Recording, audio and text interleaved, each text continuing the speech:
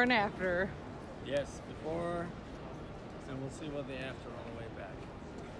So we made it, a 13-hour journey, 2 flights. It's been not too bad.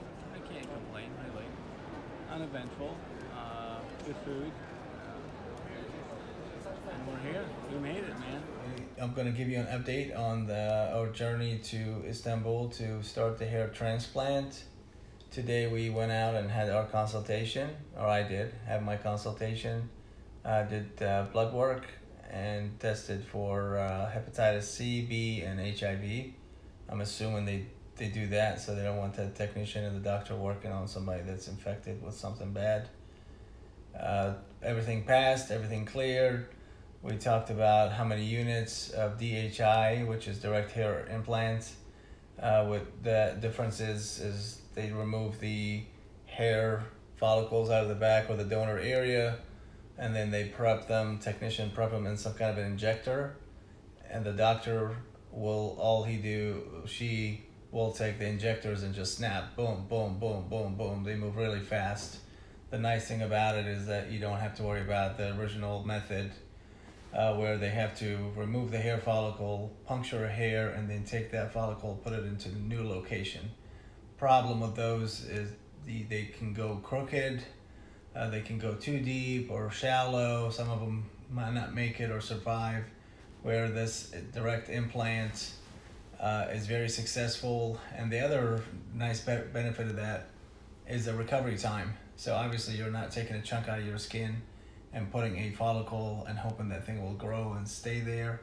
Whereas a direct implant, as you can imagine it, making an incision like a needle, drop the follicle, slides out, and the skin will close around it. So it's much faster to heal, less likelihood of infection or any kind of reaction to that kind of damage or trauma to the skin.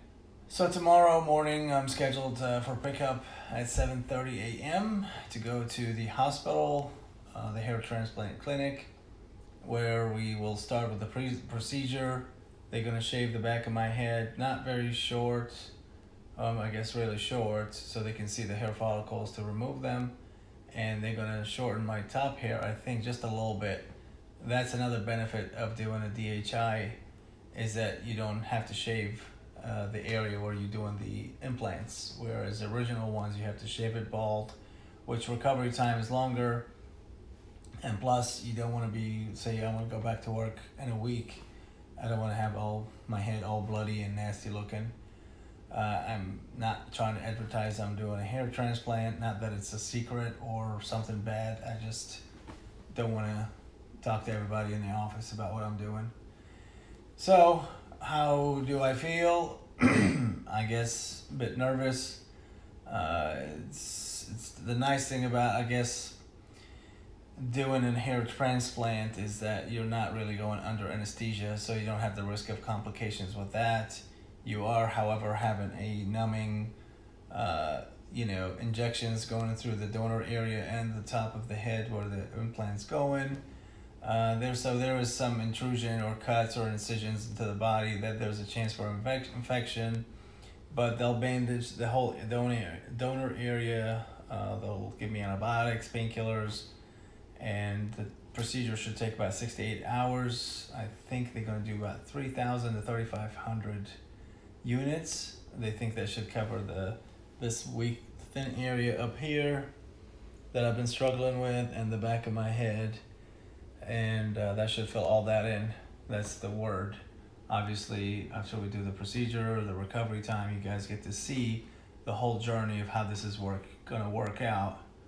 And also, they recommended I do the plasma injection, PRP, which I'm going to.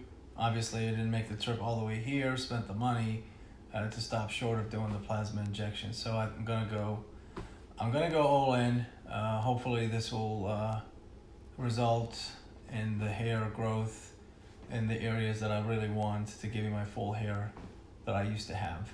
So I did actually talk to the patients. I think I talked to at least 5 of them, and it was like they were coached, or there's a film rolling.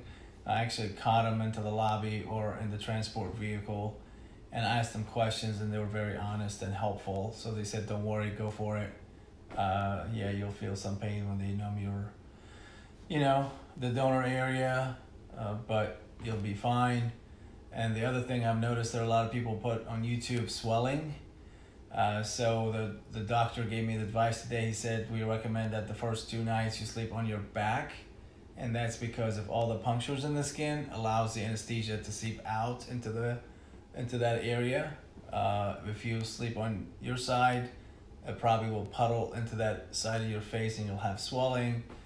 They said if that happens, just make sure you drink a lot of water to try to metabolize that anesthesia out of your body. But I'm hoping that I can sleep on my back. I sleep on my back about 10%, 20% of the time. So it's going to be a challenge, but I'm going to give it a whirl, and hopefully everything will work out. So excited, nervous, happy, scared, you name it, all emotions just, bunched up in one place. But, can't wait to see the results. Thanks, guys, and I'll give you the next update.